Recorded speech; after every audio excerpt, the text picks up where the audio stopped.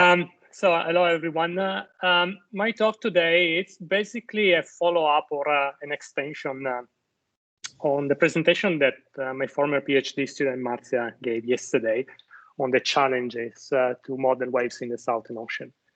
So today we try to move a step forward and we try to see whether assimilating satellite data into the model can improve performances, especially in the Southern Ocean.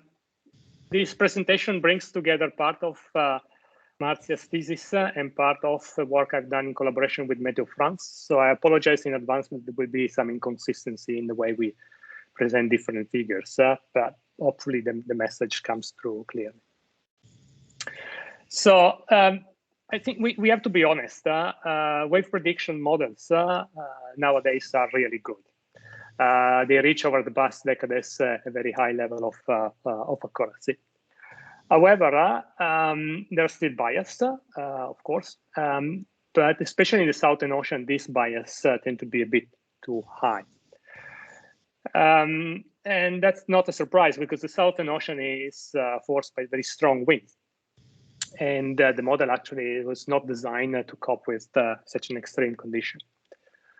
Can we make the model better? Well, especially when we look at prediction of past weather event, yes, we can. There are assimilation techniques that have been around for quite a while. And these techniques basically help the model optimize its performance. And an assimilation is basically what the SNWF does when he comes up with its reanalysis products, such as the ERA5. So the objective for this presentation is to use a global wave model, and we borrow the Meteo France model to do that. Assimilate satellite data with from different sources and different strategies. Compare with other field data, independent field data, and see how the simulation changed the performance of the model. And if it does, why that happened.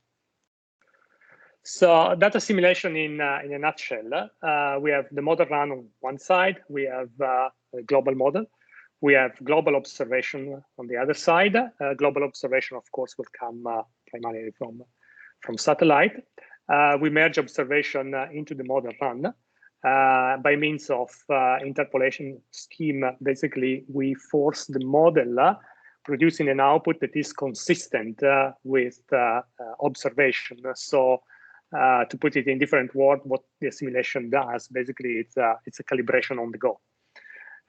So the product of the assimilation is basically an improved model output. Now, there are a number of satellite products, and this gives us room for a different strategy for the assimilation.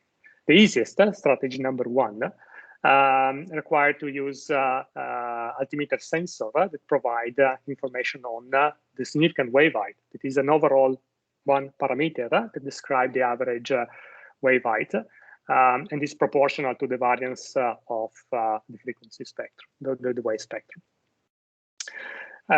Interpolation will force the model to be consistent with the significant wave height from the satellite.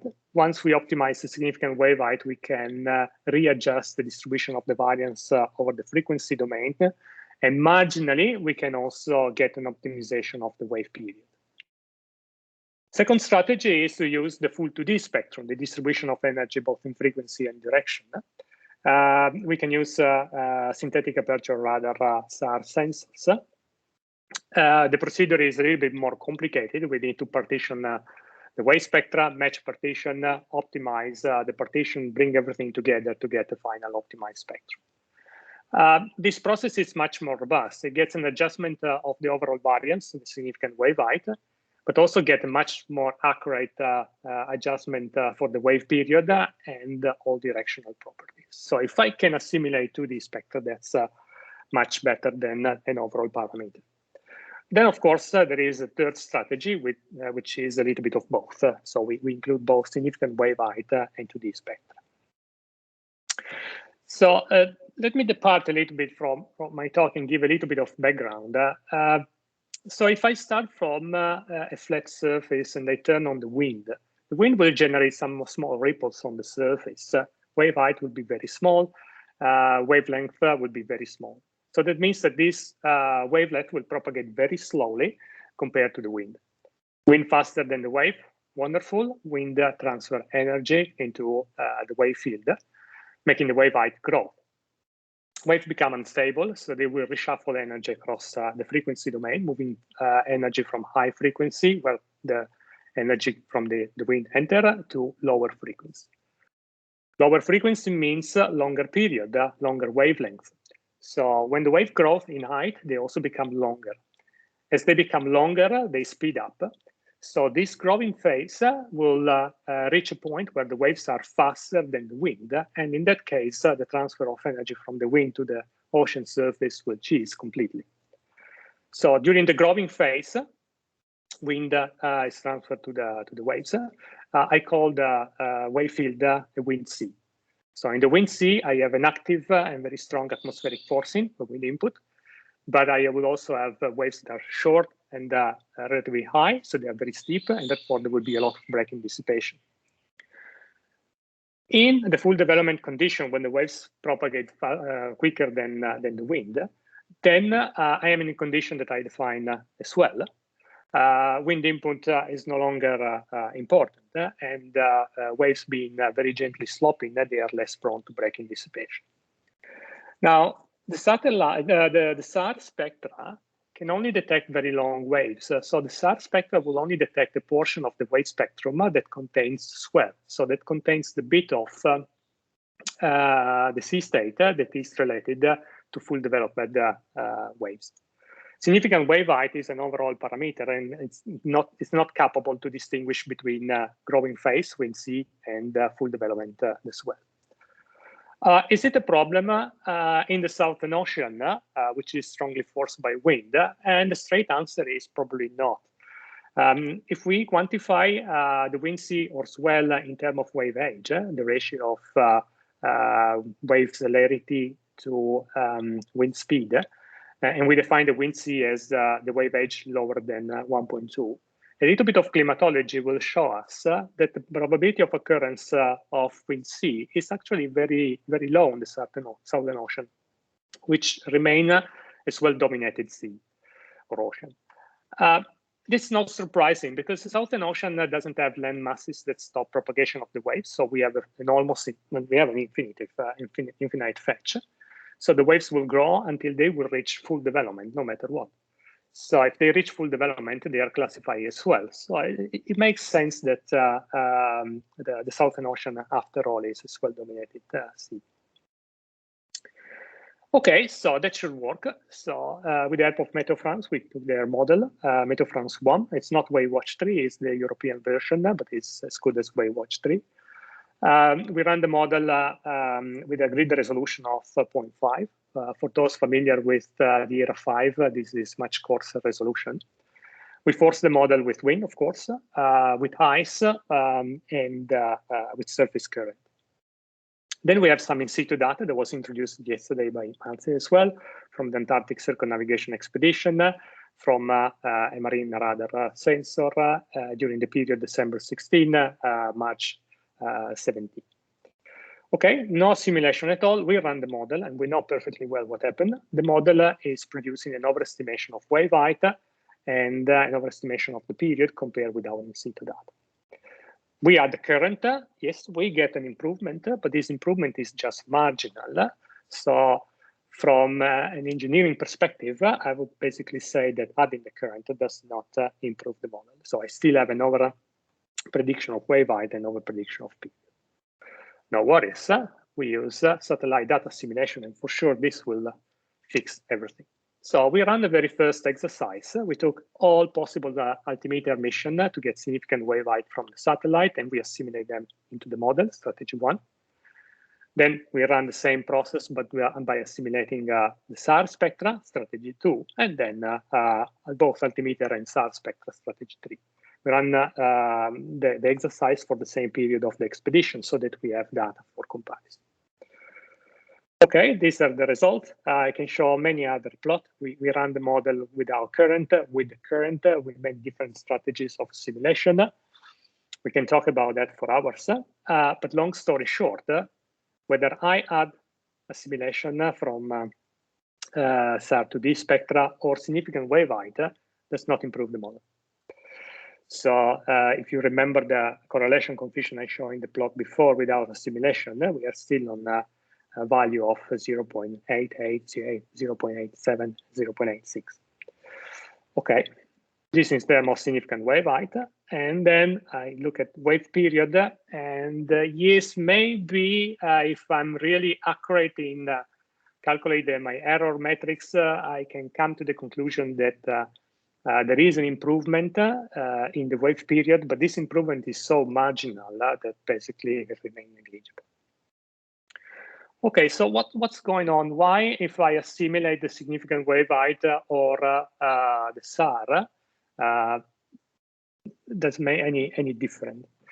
Well, if you remember what I said before about wave growth, we have a growth of waves when the waves travel slower than the wind. But waves are also scattering in direction. The wind is also scattering a little bit in direction. So I do have growth for those components that are traveling not just slower than the wind, but also in the same direction of the wind, or at a direction that is not far off from the mean wave direction, wind direction. So that means that I have a cone of direction over which I have wave growth. That means that the directional properties, directional wave properties in the model are fundamental to model perfectly or properly the wave growth. And here it's where the problem comes. So the model is just parameterization of the directional properties, spreading them in direction. And these parameterization are based on measurements of the directional spectrum that has been taken a while ago already. So are a bit uncertainty. Don't get me wrong, measuring the directional spectrum is already a challenging process on its own. On top of that, there is the assumption that the energy is concentrated in one single peak. The spectrum is UD model, but there is recent experimental evidence that during the growing phase of the waves, the peak is not actually concentrated in one specific mode, but is scattered over a number of components. It's a multi-peak spectrum. And if you remember Martha's talk yesterday, she showed the directional spreading that doesn't compare very much with the observation. And also there are a number of spectra, a number of conditions where the wave spectra is completely different from the one that we observed. So the model does not probably input or model the wave growth properly. And the fact that we use SAR that just adjusts the swell part of the model of the wave spectrum, the part that is already growth and now is fully developed, does not help at all producing a much better performance of the model. So the results, after all, are not surprising. So to bypass the issue, we use a new family of satellite, the CFOSat, China-France oceanography satellite. They mount a standard altimeter sensor, plus they mount a swim sensor that is capable of measuring the wave spectra, the 2D spectra, in a range that includes both wind, sea, and the swell. So we repeat the exercise for just a different period, April or August 2019, where we assimilate the satellite in the Meteo France 1 model. And again, the strategy was to assimilate just significant wave height, assimilate the 2D spectrum, and the combination of both. Then we have other altimeter mission that now becomes independent for comparison. So before we look at the general bias, let's see this small detail. Here I plot the significant wave height as a function of the difference of peak wave number, or you can read it as peak frequency. It's the same, and that basically is the difference between the run with assimilation and the run without assimilation. Now, if I just assimilate significant wave height, I do see that there is an adjustment in peak frequency or peak wave number. But overall, the bulk of my observation stand on a difference that is equal to 0. So overall, nothing really happened.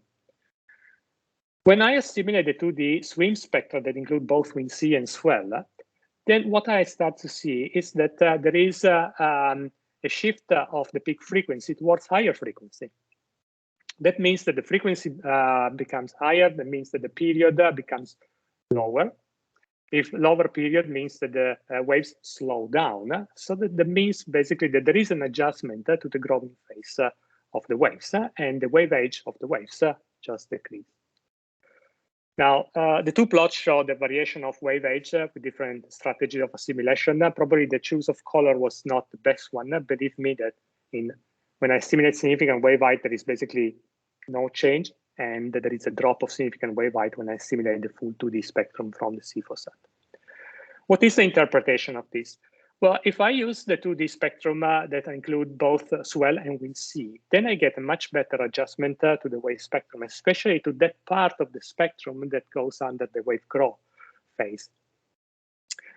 This basically slows down the process of the wave growth, giving much more time to the model to input energy to the ocean surface, to the waves to digest this energy, and eventually to the waves to dissipate this energy in terms of breaking and return this to the upper ocean. So my guess, therefore, is that if I assimilate the 2D spectrum, which is more complete, significant wave height should drop, and this bias reduction should be reduced. Okay, again, we have model bias scattered over the region. Again, it's probably not a best choice of type of regional distribution, but you will see that when we don't have any assimilation, we have a lot of red patches. There is a lot of overestimation. If we assimilate significant wave height, the red decreases, and then we get more blue, in a sense, when we use the 2D spectra from the CFOSAT. Now, to get a better understanding of this plot, I'll summarize them into a mean bias, and it's a color bar plot here. So without assimilation, we have a mean bias of approximately 13 centimeters. Overall, the model works well. If I assimilate the significant wave height, I get a reduction of the bias, yes, but I just drop down to 10 centimeters, so the same order of magnitude. Now I include the 2D spectra from the CFOSAT satellite, and what I do see is that the bias is reduced by 1 order of magnitude from 10 centimeters to 1 centimeter. Okay, so if I simply do a difference of significant wave height from model run with assimilation and without assimilation, then I see that consistently across the entire Southern Ocean, I have a reduction of significant wave height. And especially in the Pacific sector of the Southern Ocean, where the bias tend to be much higher than the rest of the ocean. So just to conclude, so we did some run in the Southern Ocean. We basically know that the strong wind forcing in the Southern Ocean is responsible for model errors more than anything else. We try to fix the problem by assimilating overall significant wave height or SAR2D spectra. But this assimilation only improved the model performance very marginally. So we switched to another family of satellite that has the ability to detect much better components, much more comprehensive component of the wave spectrum, the CFOSAT SWIM 2D sensor. The adjustment that this 2D spectrum provide to the model is primarily, or more importantly, in the part of the spectrum that describe the wave growth. And therefore, this produces an optimization of both wind input and wave dissipation. And this is exactly what Marcia did in her challenge when she tried to readjust the drag coefficient of her model to get results that were more reasonable compared with the satellite data. So she basically adjusts a parameter that control wind input and indirectly the dissipation. So the final conclusion is that by assimilating CFOSAT SWIM 2D spectra, we get a much more significant improvement of model performance for the Southern Ocean. That was all I wanted to say. Thank you.